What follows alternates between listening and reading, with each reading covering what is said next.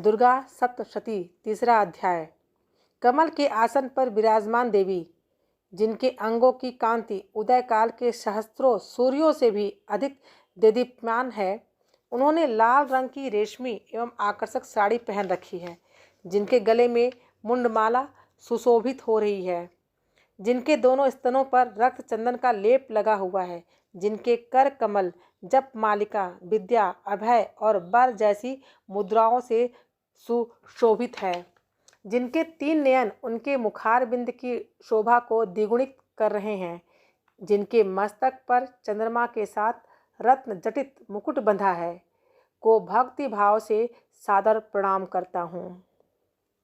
महर्षि मेधा बोले, असुर सेनापति चिछुर अपनी सेना का संहार होते देख क्रोधित होकर जगदम्बिका से युद्ध करने के लिए आया, लेकिन भगवती द्वारा धनुष रथ घोड़ा तथा सारथी के नष्ट हो जाने पर वह ढाल तलवार लेकर भगवती पर प्रहार करने को दौड़ा।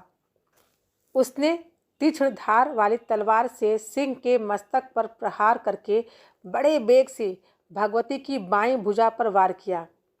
हे राजन, वह तलवार भगवती की भुजा पर पड़ते ही टूट गई।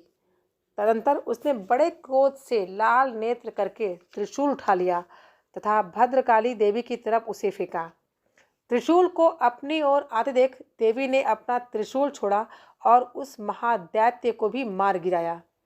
जब चिछुर मारा गया तो चामर हाथी पर बैठकर भगवती से युद्ध करने को उद्यत हुआ और उसने देवी के ऊपर शक्ति प्रहार किया, परंतु जगदम्बा ने उसे हुंकार से निष्प्रभ करके पृथ्वी पर फेंक दिया। शक्ति के टूटते ही उस असुर ने क्रोधित हो अपना त्रिशूल फेंका। भगवती ने उसको भी बाणों से काट दिया। तत्पश्चात भगवती का सिंह उछलकर हाथी के मस्तक पर चढ़ गया और उस दैत्य के साथ वायु युद्ध करने लगा। वे दोनों लड़ते लड़ते पृथ्वी पर गिर पड़े और अत्यंत क्रोधित होकर परस्पर लड़ने लगे। फिर सिंह ने बड़े वेग से आकाश की तरफ उछलकर चामर को थप्पड़ मारकर उसका सिर धड़ से अलग कर दिया और देवी ने उदग्र को शिला वृक्ष आदि से मार गिराया तथा दांत और मुक्कों की मार से कराल को मार दिया। तत्पश्चात भगवती ने क्रोधित हो उद्धत दैत्य को गदा से मार दिया। भिंदीपाल से वाष्कल तथा गंधक और ताम्र नामक असुरों को बाण से मार दिया। 3 नेत्रों वाली भगवती ने उग्रास्य उग्रवीर्य और महाहनु को भी मार डाला। विडाल का सिर तलवार से काट दिया। दुर्धर और दुर्मुख को वाणों की मार से यमलोक पहुंचा दिया। इस भांति अपनी सेना का संहार होते देख महिषासुर भैंसे का रूप बनाकर देवी के गणों को भय दिखाने लगा। किन्हीं को थुथुन से प्रहार करके, कुछ को खुरों से, कुछ को पूंछ की फटकार से, कुछ को सींगों की टक्कर से चोट मारने लगा। किसी को तेज दौड़कर, किसी को गर्जना करके, किसी को चक्कर देकर तथा किसी किसी को श्वास की वायु से पृथ्वी पर पटकने लगा। इस तरह देवी के गणों की सेना ने गिरते ही महिषासुर देवी को मारने दौड़ा तथा भगवती ने उस पर क्रोध किया। फिर वह बलवान महिषासुर भी क्रोध करता हुआ धरती को विदीर्ण करने लगा तथा ऊंचे ऊंचे पहाड़ों को सींगों से फेंकता हुआ गरजने लगा। उसके वेग से दौड़ने से पृथ्वी कांपने लगी तथा पूंछ की फटकार से सागर का जल चारों तरफ फैलने लगा। सींगों की चोट से मेघों के खंड खंड हो गए तथा श्वास की वायु से उड़े हुए सैकड़ों पर्वत आकाश से नीचे गिरने लगे। इस प्रकार क्रोध युक्त उस महिषासुर को आते हुए देख चंडिका देवी ने उसको मारने के लिए क्रोध किया और अपना पाश फेंका।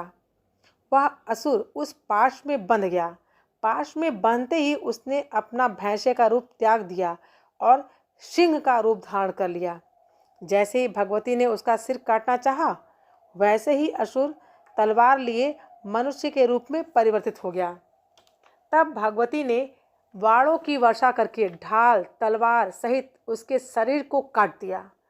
तब वह हाथी के रूप में परिवर्तित हो गया और भगवती के सिंह को अपनी सूंड से खींच खींच कर चिंघाड़ने लगा। भगवती ने तलवार से उसके सूंड को काट डाला। तदंतर महिषासुर फिर भैंसे का रूप धारण कर त्रैलोक्य में सभी चराचर मात्र को पहले की तरह कष्ट देने लगा। तब तो चंडिका देवी अत्यधिक क्रोधित हो गई और सुरापान करने लगी और लाल नेत्र कर हंसने लगी। अहंकारी महिषासुर भयंकर गर्जना करता हुआ सींगों से उठा उठाकर पहाड़ों को चंडिका देवी की ओर फेंकने लगा। फिर देवी अपने बाणों से उन पर्वतों को चूर्ण करती हुई गरज कर बोली, ओ मूढ़, मैं जब तक सुरापान करती हूँ तब तक तू क्षण भर के लिए गरज ले। मैं तुझे अभी यहीं मारूंगी और तब यहाँ पे देवता गर्जना करेंगे। ऋषि बोली, देवी इतना कह उस महिषासुर के ऊपर चढ़ गईं और अपने पांव से दबाकर उसे त्रिशूल से मारने लगीं। वह असुर भी देवी के पैरों से दबा हुआ अपने मुंह की ओर से आधा बाहर की ओर निकल नहीं पाया था कि भगवती ने अपने बल पराक्रम से उसे रोक लिया। आधा निकला हुआ महादैत्य जब भगवती से युद्ध करने लगा तो देवी ने अपने तलवार से उसका सिर काट डाला। तब हाहाकार करती हुई दैत्यों की सेना भाग गई, जिसे देखकर समस्त देवगण बड़े प्रसन्न हुए और दिव्य महर्षियों के साथ सभी देवगण भगवती की स्तुति करने लगे और गंधर्वराज गाने लगे और अप्सराएं नृत्य करने लगीं। इस तरह से महिषासुर वध नामक तीसरा अध्याय संपूर्ण हुआ।